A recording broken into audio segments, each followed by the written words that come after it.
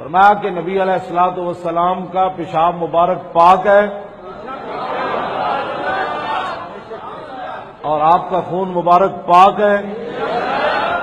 اور اگلی جو امام نے بات کی، کہا کہ صرف پاک ہی نہیں بلکہ ان کے ذریعے صحابہ شفا طلب کرتے رہے. کہ صرف پاک ہی نہیں بلکہ ان کے ذریعے صحابہ شفا طلب کرتے رہے.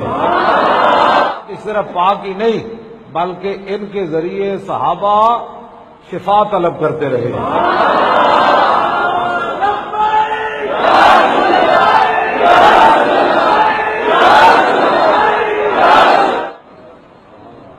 یہ جملہ میں نے کسی پہلے نہیں پڑھا، کبھی بیان بھی نہیں کیا، تو پڑھا میں نے پہلی بار ہے یہ لفظ اگلے. پہلے تو میں بیان کرتا تھا لیکن یہ پہلی بار پڑھا تو اس وقت کا نشہ ہے کہ جن کا پیشاب مبارک جو ہے اس کے اندر شفا موجود ہے. اور صحابہ حضور کا پیشاب مبارک اور خون پی کر شفا حاصل کرتے تھے. اور صحابہ حضور کا پیشاب مبارک اور خون پی کر شفا حاصل کرتے تھے. اور صحابہ حضور کا پیشاب مبارک اور خون پی کر شفا حاصل کرتے تھے. کیا اللہ کے نبی صلی اللہ علیہ وآلہ وسلم کا پیشاب اور خون کسی نے پیا ہے؟ دیکھیں اس کے اوپر میری ویڈیو ریکارڈ ہے. نبی علیہ السلام کا پسینہ مبارک، خون مبارک، پیشاب مبارک، ہم تو اسے مبارک سمجھتے ہیں. جہاں تک پینے کا تعلق ہے نا، تو ایک روایت ہے، مجموع الزوائد میں بھی ہے اور امام طبرانی نے بھی اپنی معجم میں لی ہے کہ حضور کی ایک کنیز تھی، تو سردیوں میں نبی علیہ السلام نے اپنی چرپائی کے نیچے ایک لکڑی کا پیالہ رکھا ہوتا تھا جس میں آپ پیشاب کیا کرتے تھے تاکہ اٹھ کے باہر نہ جانا پڑے. اس بیچاری کو نہیں پتا تھا کہ اس میں پیشاب ہے، اس نے اس کو پانی سمجھ کے پی لیا. تو اس کا مطلب ہے کہ اس میں بدبو بھی نہیں تھی، اللہ کے نبی کا پیشاب تھا. اللہ کے نبی ایک ایکسٹرا آرڈنری کوالٹیز والے. تو حضور نے جب بعد میں پوچھا کہ ادھر وہ پیالہ تھا، کہ یا رسول اللہ میں نے تو پی لیا، مجھے تو پتہ نہیں تھا. آپ نے فرمایا تم نے اپنے اور جہنم کی آگ کے درمیان ایک مضبوط آڑ قائم کر لی ہے. بس اتنی حدیث ہے. حضور نے کبھی کسی کو ترغیب نہیں دلائی کہ میرا کوئی پیشاب پیے، جس طرح خادم رضوی صاحب پتہ نہیں کون کون سی کہانیاں بیان کیا کرتے تھے. فرمایا کہ نبی علیہ الصلوۃ والسلام کا پیشاب مبارک پاک ہے اور آپ کا خون مبارک پاک ہے. اور اگلی جو امام نے بات کی، کہا کہ صرف پاک ہی نہیں بلکہ ان کے ذریعے صحابہ شفا طلب کرتے رہے. کہ صرف پاک ہی نہیں بلکہ ان کے ذریعے صحابہ شفا طلب کرتے رہے. کہ صرف پاک ہی نہیں بلکہ ان کے ذریعے صحابہ شفا طلب کرتے رہے.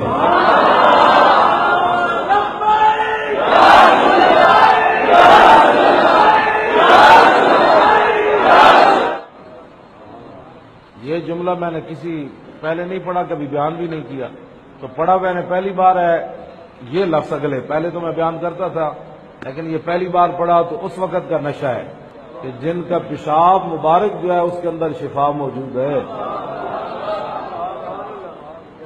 اور صحابہ حضور کا پیشاب مبارک اور خون پی کر شفا حاصل کرتے تھے.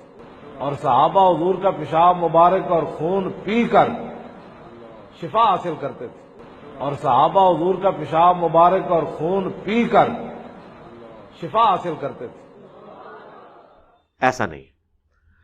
سنن کبری البیہقی میں ملتا ہے کہ جب نبی علیہ السلام نے کپنگ کروائی، جسے آپ پچھنے لگوانا کہتے ہیں، آپ نے اپنا وہ مبارک خون عبداللہ ابن زبیر کو دیا کہ اسے کسی محفوظ جگہ پہ نا دفنا دو. وہ سائڈ پہ جا کے انہوں نے پی لیا. ٹھیک ہے، یہ ایک واقعہ اس طرح کا ملتا ہے. اس کی صحت میں کلام ہے، اور جو پہلی والی حدیث میں نے بیان کی وہ حدیث بالکل ٹھیک ہے. اس کی سند تو ابو داؤد میں موجود ہے، کچھ حصہ ابو داؤد میں بھی ہے کہ نبی علیہ السلام یوں پیالہ ہوتا تھا آپ کا ایک. تو اس کو بھی اگر کوئی بیان کرتا ہے تو نبی علیہ السلام نے کبھی اپنا خون پلایا نہیں کسی کو، حادثاتی طور پہ کسی نے پی لیا. پیشاب مبارک کا بھی ایک واقعہ. ہاں، پسینہ مبارک کے بارے میں بخاری مسلم حدیث ہے کہ ام سلیم ایک بڑھیا تھی، حضور ان کے گھر جاتے تھے، انہوں نے اپنا بیٹا انس بن مالک وقف کیا ہوا تھا حضور کی خدمت کے لیے. وہاں حضور سو گئے آپ کو نیند کی حالت میں کافی پسینہ آتا تھا. بخاری مسلم کے الفاظ ہیں, ام سلیم نے حضور کے ماتھے سے پسینہ ایک بڑے سے جو تھا کوئی پیالہ اس میں جمع کیا, حضور کی آنکھ کھل گئی. کہا یہ کیا کر رہی ہو؟ کہا یا رسول اللہ آپ کا پسینہ بہترین خوشبو ہے, ہم اسے اپنی خوشبو میں ملاتے ہیں. آپ نے فرمایا تم نے بہت اچھا کام کیا. اس کو آپ نے انڈورس کیا, پسینہ مبارک. بخاری مسلم میں حدیث ہے جب حضور وضو کرتے تھے اور حضرت بلال حضور کے وضو کا پانی تشت میں جو ٹپکا ہوا ہوتا تھا جب باہر لے کے آتے تھے تو صحابہ کرام جھپٹ کے اس میں سے پانی لیتے تھے. یعنی حضور ایک تشت والے برتن میں وضو کیا نا آپ نے, تھوڑا پانی نیچے جمع ہو گیا. اور بخاری میں تو ہے کہ صلح حدیبیہ کے موقع پر نبی علیہ السلام جب وضو کر رہے تھے تو صحابہ آپ کا تھوک مبارک, آپ کا وضو کا پانی زمین پہ نہیں گرنے دیتے تھے, جس کو نہیں ملتا تھا دوسرے سے تری لے کے اپنے جسم پہ ملتا تھا. برکت ہے. یہ یاد رکھیں نبی علیہ السلام کوئی عام انسان نہیں تھے, ہاں یہ ذہن میں رکھیے.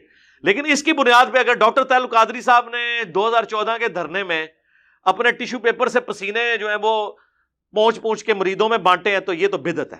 یا الیاس قادری صاحب اپنے منہ کی وہ جو ہڈیاں ہیں وہ چبا چبا کے لوگوں کو دے رہے ہوتے ہیں, مدنی ٹی وی کے اوپر انہوں نے باقاعدہ ویڈیوز ریکارڈڈ ہیں, اور وہ کہتے ہیں حضور بھی اپنے یار حضور اگر اپنے تبرکات دیتے تھے تو کبھی حضرت ابو بکر عمر عثمان و علی نے اپنے منہ کا جھوٹا کسی کو دیا؟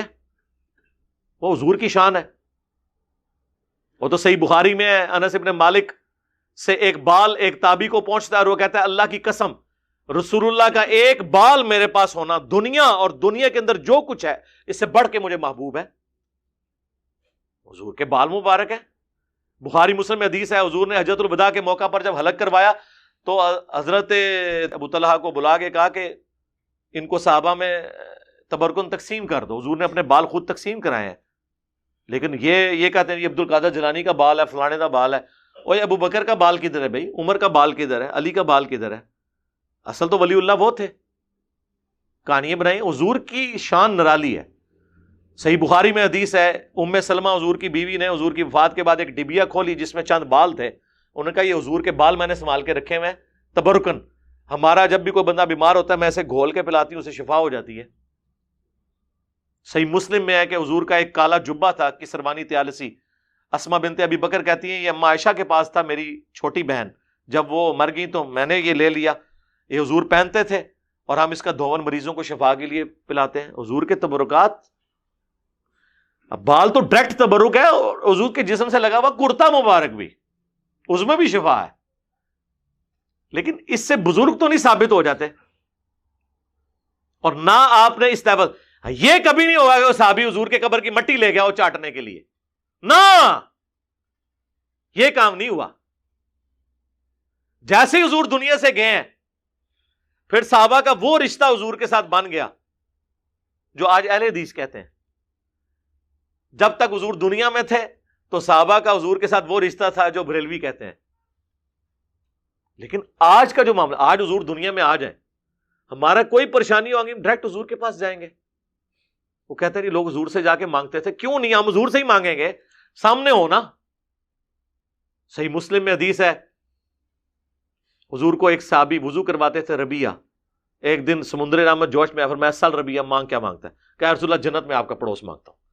انہوں نے کو پہلے تیاری کر کے نا نوٹس بنا کے رکھے سن, جدو ہی حضور نے کہتے کیا نہ منو, آپ فرمایا پھر کثرت سجود سے میری مدد کر, یعنی تو نمازیں زیادہ پڑھا کر, میری دعا کی برکت سے اللہ تجھے یہ دے دے گا. اور ربیہ کچھ اور بھی مانگنا ہے تو مانگ لے. کہا نہیں یا رسول اللہ اتنا ہی کافی ہے, اس سے بڑی اور چیز کوئی مانگ سکتا ہے؟ مجھے بتائیں دنیا میں اس سے بڑی ایک ہی چیز مانگی جا سکتی ہے کہ کوئی شخص یہ کہے کہ اللہ مجھے پیغمبر بنا دے. پیغمبر بننے کے بعد اگر کوئی دنیا میں سب سے بڑی چیز مانگی جا سکتی ہے نا اللہ سے, وہ جنت میں نبیوں کا پڑوس ہے. آپ کے علم میں کوئی اس سے بڑا کوئی درجہ ہے تو مجھے بتا دیں. لیکن پیغمبر تو وہ بھی ہوتا ہے اللہ کی اطاعت سے, وہ کوئی دعا سے نہیں بن سکتا, پڑوس مل سکتا. تو صحابہ کرام نے رضوان حضور سے مانگتے تھے, لیکن جب سامنے موجود ہے, بخاری مسلم میں حدیث ہے بارش نہیں ہو رہی, حضور کے پاس آئے ہیں یا رسول اللہ, خطبے میں کھڑے ہو گئے, حضور نے دعا کی. صحابہ کہتے ہیں جاتے ہوئے ہم گئے تھے, اتنی کڑک دھوپ میں واپس آئے, بلکہ ممبر پہ ہی حضور تھے تو آپ کی داڑھی سے بھی بارش کے قطرے ٹپکنا شروع ہو گئے, مسجد نبوی کا چھت بھی ٹپکتا تھا. پورا ہفتہ بارش ہوئی. اگلے جمعے وہی بندہ دوبارہ کھڑا ہوا, یا رسول اللہ اللہ سے دعا کریں ہمارے تو اب گھر ٹپکنے شروع ہو گئے ہیں, اور دعا بھی دیکھیں کیسی مرضی کروائی ہے کہ ہماری زمینوں پہ بارش ہو، گھروں پہ نہ ہو. مسلم شریف کے الفاظ ہیں، حضور نے یوں اوپر دیکھا، آپ نے اپنی مبارک انگلی سے یوں بادلوں کو اشارہ کیا، بادل ٹوٹے، اور اہل مدینہ میں بارش نہیں ہو رہی، سائڈ پہ ہو رہی ہے.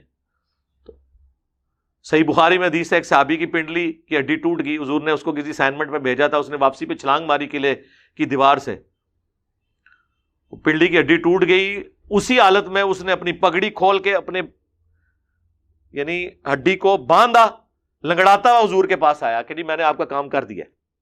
وہ کعب بن اشرف کو قتل کیا، وہ گستاخ رسول تھا جو حضور کو بہت تکلیفیں دیتا تھا. حضور نے خود پوچھا کہ یہ کیا ہوا ہے؟ ان کا یا رسول اللہ میں نے چھلانگ ماری اتنی اونچی دیوار سے، تو عبد القادر جیلانی تو لینڈ کر سکتے تھے، وہ اڑ سکتے تھے، میں تو نہیں اڑ سکتا نا. ہاں اگر ایک صحابی عبداللہ ابن عتیق قلعے کی دیوار سے چھلانگ مارے اور ان کی پنڈلی کی ہڈی ٹوٹ جائے تو بابے شاہی کوئی نہیں،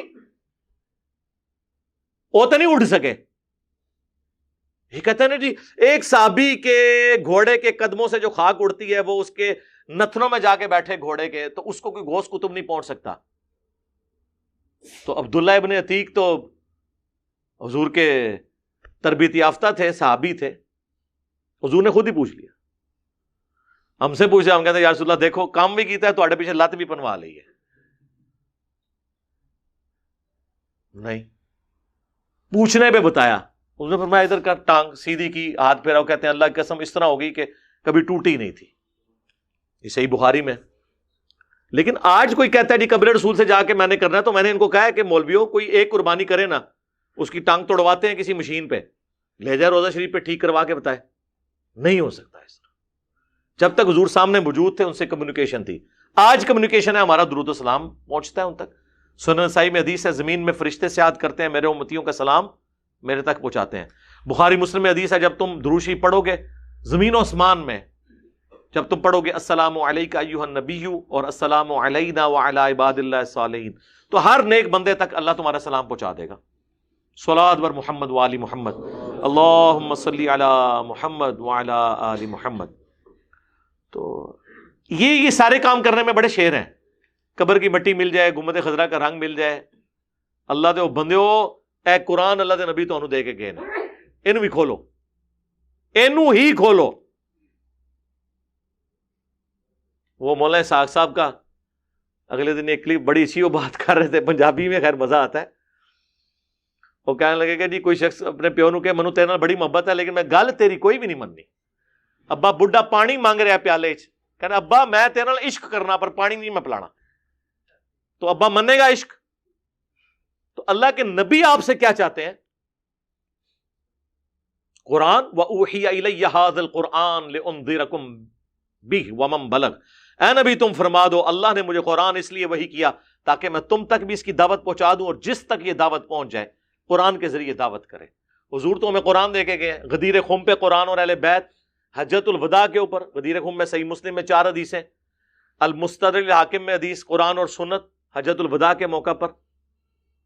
وفات تک قرآن کی بات ہوئی ہے. عبداللہ ابن ابی اوفا سے کسی نے پوچھا کہ بتائیں رسول اللہ نے اپنا وصی کسی کو بنایا، کسی کے لیے وصیت کی؟ انہوں نے کہا اللہ کے نبی نے ہمیں قرآن کے مطابق چلتے رہنے کی وصیت کی تھی. صحیح مسلم میں امام جعفر اپنے والد امام باقر سے، اور وہ جابر بن عبداللہ سے روایت کرتے ہیں اللہ کے نبی ہر تقریر سے پہلے کہتے تھے اما بعد فإن خیر الحدیث کتاب اللہ. آگاہ ہو جاؤ سب سے بہترین کلام اللہ کی کتاب ہے.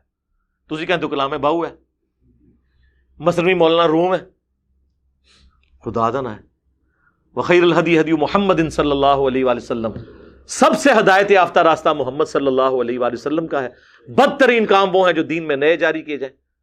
وَكُلَّ مُحْدَثَةٍ بِدْعَةٍ وَكُلَّ بِدْعَةٍ ضَلَالَةٍ وَكُلَّ ضَلَالَةٍ فِي النَّارِ. تمام نئے کام بدعتیں ہیں، بدعتیں گمراہیاں ہیں اور یہ جہنم میں لے جانے والی ہیں. سر دنیا بدل چکی ہے.